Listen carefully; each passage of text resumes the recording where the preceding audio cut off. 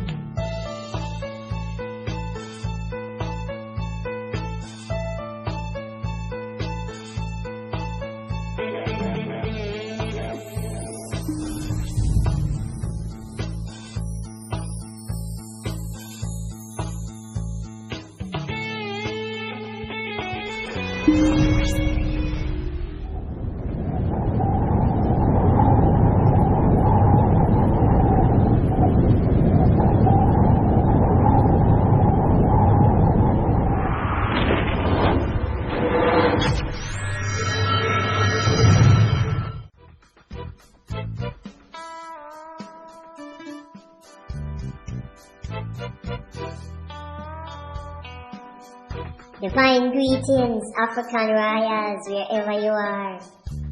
Princes, princesses, kings and queens. Welcome again to another episode of W4W Book Reading series. Reading for Enlightenment and Awareness. We have been reading from the Handbook of Human Ownership, a manual for new tax farmers.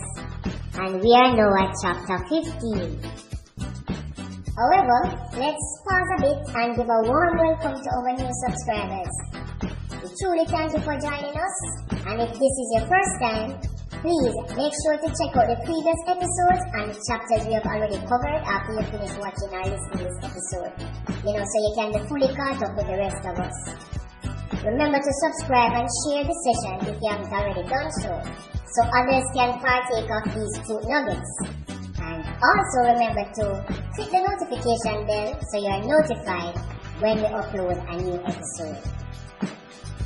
In episode 10, we covered chapter 14, where we learn more about the tax farmers' system of power through the use of ethics and how they use it to manipulate and keep their tax cattle in line on the human farm. In this episode, we will get to see and understand how the parasitic political classes, or in other words, the tax farmers, shamelessly exploit the productive classes for their own selfish gain. Enough truth nuggets are going to drop in another chapter, yeah? Make sure you're ready. I do hope that you're well geared up to learn something new today. But before we head on down into today's reading, a quick disclaimer. We might be reading from this book, but it don't mean that we endorse the book or the author. We are just reading for knowledge and enlightenment. Alright? Alright. And remember, this is a spiritual mission with our ancestors as our guiding light. And remember, you can always download a free copy of this book at freedomainradio.com so you can read and follow along with us. With that said, grab your notebooks, grab your highlighters and your pens, and let's go open up our eyes some more in this episode. Chapter 15. Exploitation. There are two classes of parasites and the productive classes, the poor and the political. In the old days, Marxists used to blabber on about the exploitation of the poor by capitalists, which was utter nonsense. When the capitalists were quote-unquote exploiting the workers in the mid-19th century, their real wages doubled. We democratic masters have had our real claws on them for the past 40 years, and real wages have not only stagnated and fallen, but educational standards have collapsed, incarceration rates have skyrocketed, living conditions have deteriorated, and the remaining social services we provide, which are actual bribes, are all going to collapse because we have sold everyone off piecemeal under the guise of quote-unquote national debt, because the real term, serfdom, is just too accurate to be accepted. The old-style capitalists exploited the poor by paying them ever higher wages. We exploit them by selling both them and their kids off to whoever will show a thin dime in our direction, dropping a penny in the hollow plates of the poor, keeping 8 cents for ourselves, and using the last penny as collateral to borrow 10 more. But the merchant class is very useful to us in more ways than as tax cattle, tax collectors, and productive livestock. They also shield us from popular anger at the inevitable results of our predations. When we pay ourselves with the monopoly money, literally, of their futures, prices go up. Who does the public get angry at? Us? Haha, get real.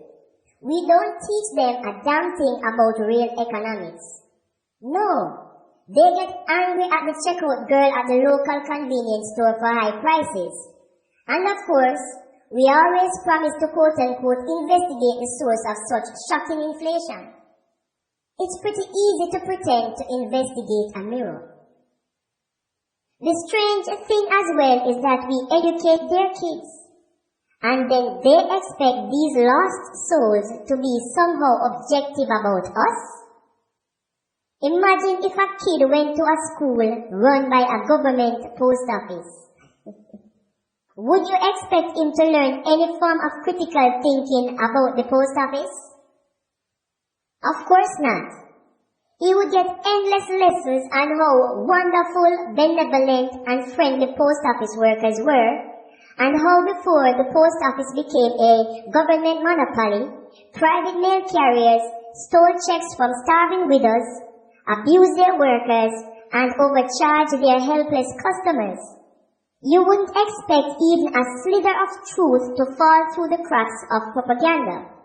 But all this, and more, since the post office can't start wars, is inflicted on the helpless kids held prisoner in state quote-unquote schools.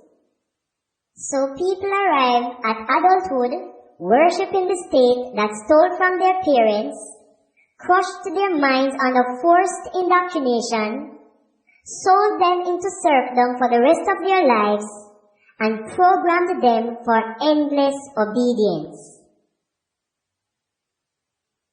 Imagine we said that Goldman Sachs should run all the government schools. Just picture the howls of indignation that would arise. Shrill shrieks of the dangers of bias, indoctrination, and programming. But give the children to the state, and everyone smiles benignly, certain that objectivity, reason, and well-tempered love of children and learning will reign supreme. It does turn the stomach so at times. Everyone knows that teachers don't give even half a rat's ass about the kids. And the test is so pitifully easy that everyone knows what it is. Just remind the teachers that kids don't benefit from having over 2 months off in the summer. And it's hell for parents as well, of course. And cite the statistics about how well kids do when they're in school year-round. And don't forget everything over the summer. How will the teachers react? To ask the question is to answer it. There ends chapter 15. Hope you catch the nuggets. See you in the next chapter. Childhood, personhood.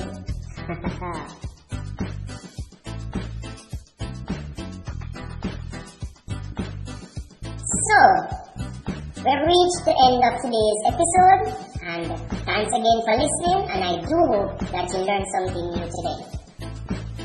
If you find this series educational and informative, please subscribe and join us as we continue, reading towards the global awakening and enlightenment of our people. A mammoth task, but it can be done. And again, please be reminded that not because we read a book here means that we are in agreement with the philosophies of the author or the context of the book.